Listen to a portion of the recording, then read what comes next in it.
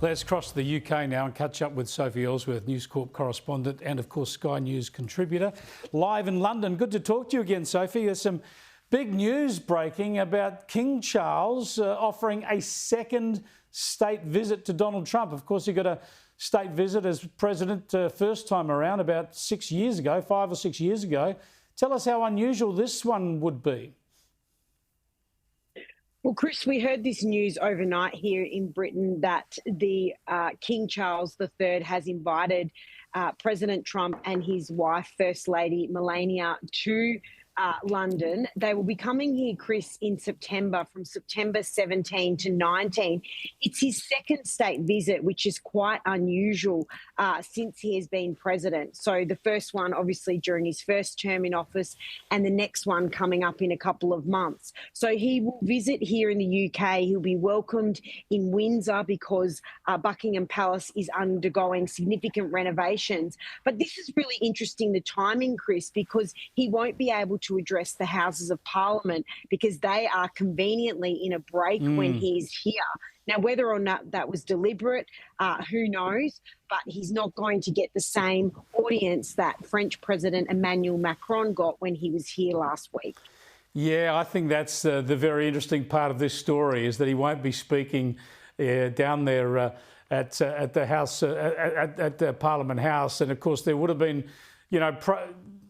extreme, if you like, or hard left politicians, anti-Trump politicians there who might cause a stir. There might have been something that we saw in Australia with when the King was here and Lydia Thorpe threw a tantrum. So they're sort of avoiding that political aspect of the trip. Is there much commentary on that in the UK at the moment?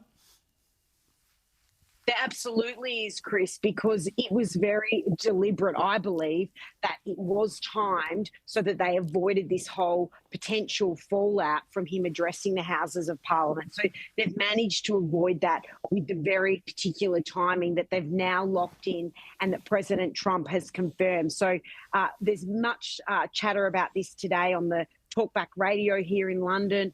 Many people saying that this was deliberately intended to avoid that Houses of Parliament address. Now, meanwhile, of course, the UK government's still very much on the path to net zero, committed to get to net zero.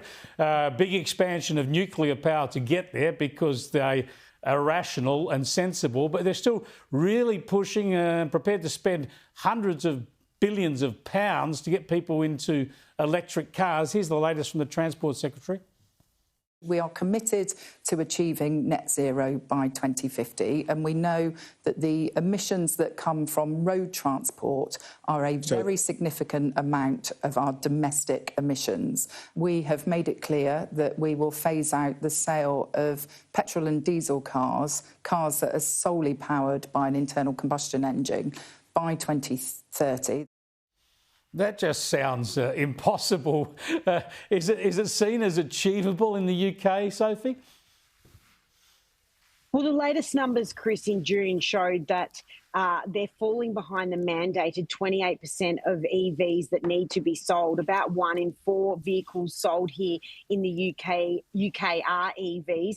But all along the streets, even out the front of my own home, you can charge in your EV. But they're now talking about helping households pay for infrastructure so that they can have EV cords running under the pathways into their home to charge their vehicles. Remembering a lot of homes here in Britain don't have garages, they don't have driveways, and a lot of people don't even have vehicles. So this seems like a very far-fetched dream to reach these targets, but the government is trying to introduce new subsidies to make it more appealing and more affordable for people to go down this road, Chris. Yeah, heaven forbid they just let people make up their own minds. They seem to be burning money instead of burning coal. We'll see where it goes.